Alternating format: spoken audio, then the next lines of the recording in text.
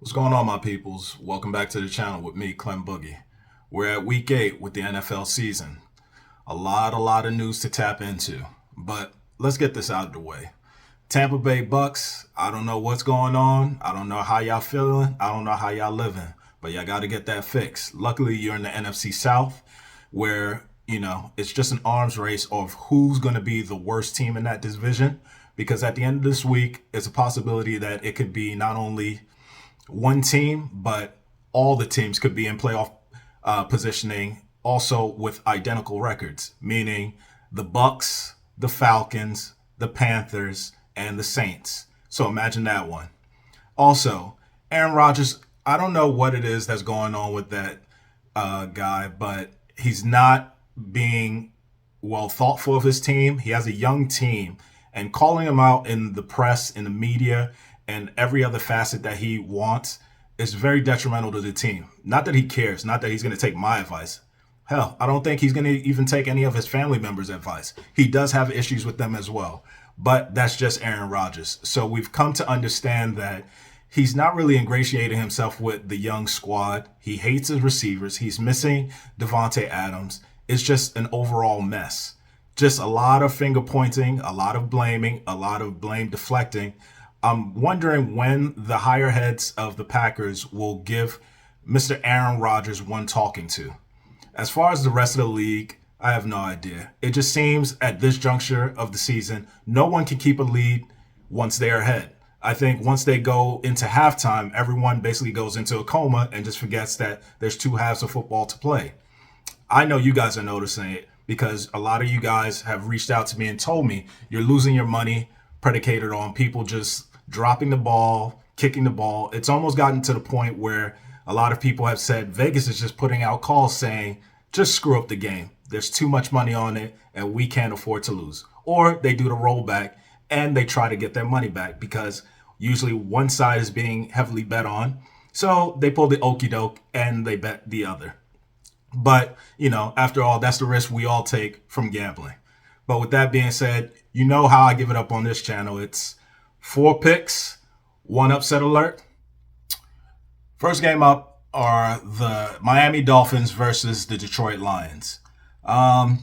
Two teams going in totally opposite directions. The Lions started out very promising with their high-powered offense, but within the last 3 or 4 weeks, I don't know, they just can't seem to get it together. They do possess some key injuries, and that could be attributing to their downslide. Some key receivers, and also one of their running backs, Williams, I think is on the injury report. On the other side, Tua has returned.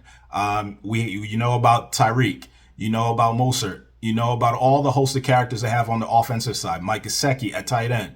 They also have a competent defense where they can make you turn over the ball. They have some ball hawks and they have competent front four where they can apply some pressure, and that's what I'm envisioning for one Jared Goff, quarterback of the Lions, to have pressure, run for his life, dear life, all game long. You can expect for him to give the ball away via interception or, pick fumble or whatever the case may be.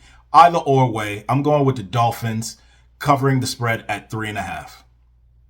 Next game up, we have the Las Vegas Raiders versus the New Orleans Saints.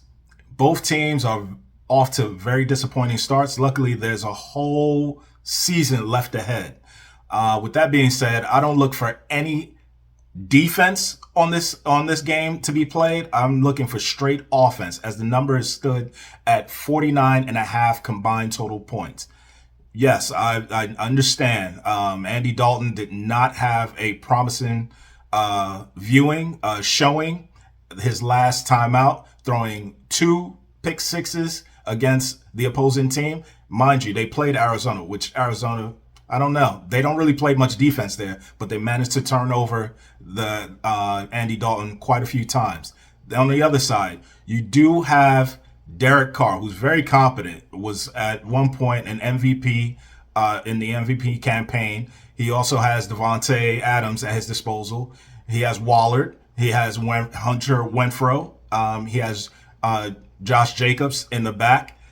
There's just a lot of skilled players on both sides all over the field. So I'm not looking for a heavily played defensive game. However, I am going to say I'm going with the over, and I think you should too, which stands at 49.5 points. And that's my pick. Next game out is the San Francisco 49ers versus the Los Angeles Rams. The Rams have been disappointing thus far. So have the 49ers.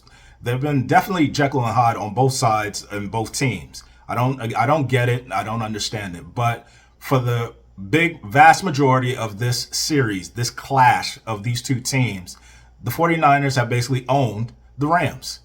But this Sunday won't be the case. The beating and butt whipping actually stops, as the 49ers are the favorites and they're giving the Rams 1 point. I look for it to be a pick 'em by kickoff, and I look for the Rams to, formulate some kind of gall, some kind of strength, some kind of desire to just win. You can only get beaten up so many times by one team and just take it. So with that being said, I'm going with the Rams with the points. But like I said, at kickoff, it could roll down to a pick 'em in some books. I'm going with the Rams. Look for Aaron Donald to have a big game on the defensive side. Hopefully we have a Jalen Ramsey sighting. Hopefully we have Matthew Stafford, a competent Matthew Stafford, where he understands that there's more than just Cooper Kupp to throw to on the field. And hopefully they discover some kind of a running game, at least something. I think it's getting too predictable as far as the offense. I mean, hey, they said Sean McVay is the boy genius. He's not looking very, very smart or intelligent these days. So hopefully they get it together. But I'm going with the Rams to pick up the W in this game. Next game out, we have the Carolina Panthers versus the Atlanta Falcons. Honestly, folks, I have no idea how to call this game, but someone has to win. Hopefully it just brings some money into someone's pockets, including mine. But with that being said, I like the Falcons in this spot. I think Mariota is playing a surprising, well-oiled season. He's using his legs, he's using his arms, he's utilizing his skill players around him. And I just think overall, he's going to outdo whoever is at quarterback for the Carolina Panthers. I think it's PJ Walker at this point. They have no faith in Baker Mayfield. I really do think they're just like rethinking that whole squad, that whole staff from Matt Rule, and just that stench that's just left over on the Carolina Panthers side. Yes, I know they beat the Bucks, which was an admiration last week, but whatever. At the end of the day, let's be for real here. No one is taking the Carolina Panthers seriously, so therefore I'm not taking them seriously. You shouldn't take them seriously. No one should take them seriously. So with that being said, we're going with the Atlanta Falcons, and I look for the Atlanta Falcons to win big and cover the spread at 4 points. My upset game for the week will be the Arizona Cardinals versus the Minnesota Vikings. Yeah. Minnesota with Kirk Cousins has been winning. They haven't been winning in impressive fashion. They just seem to be squeaking games out. Though they've been on a consecutive games winning streak, it's only a matter of time they're bound to fold. Not to say that they don't have talent. They have Dalvin Cook. They have Jefferson. They have a whole host of things going on. They have Adam Thielen. They have weapons. But for some reason, right around this time, Minnesota always takes a dive. I have no idea what all that's about. Maybe sometimes some things are too good to be true. But they are facing the Arizona Cardinals. They welcome back DeAndre Hopkins. He didn't get very many targets during the game. Not that he needed to. But the sheer presence of him being on the field is the ultimate decoy for that team.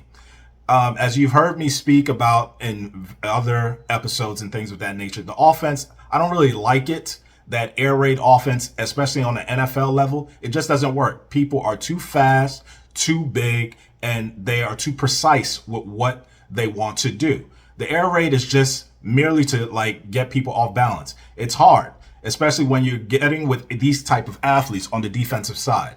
But anyway, it's not about me. I'm not drawing out the plays. I'm not coming up with the schemes. Arizona, I'm looking for them to not only cover the spread, but I'm looking for them to actually come out ahead and actually win. I know they're getting 3.5 points or 4.5 points, but I'm looking for Arizona to win. The reason I say that is like I said, Minnesota is just bound to go on a slide. And generally in years past, this is right around the time that they do it, which is literally in the middle of the year, halfway point schedule. And yeah, there's nothing more to expand about that. I don't think they'll be able to stop Kyler Murray. He's going to cause a headache for the defense because he's mobile.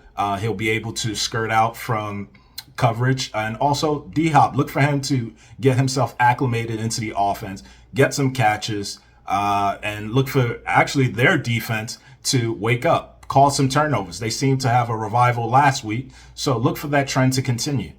With that being said, I'm going with the Cardinals to upset the Minnesota Vikings. So now you have 4 picks and 1 upset alert. Join me time in and time out. Like, share, and subscribe. Also comment. You know, I enjoy talking about these things. I'm not going to bombard you with analytics and long stretches of numbers. No point in that. Everything is cause and effect. You try it, trial and error. That's all you're going to do. That's the only way you're going to get better. Practice, practice, practice. Yes, I understand there's money. No one is trying to mortgage their house. No one is trying to give up their firstborn. So get out of that mindset. You just tread lightly. It's just like crawling, walking, and eventually riding a bike. Everything takes time. No one is perfect at it. Whoever tells you, or whatever content creator tells you that they hit the perfect mark or they're even above 75, 85%, they're lying. So, you know, people, do what you got to do. But until next time, you're here with me, your boy, Clem Boogie.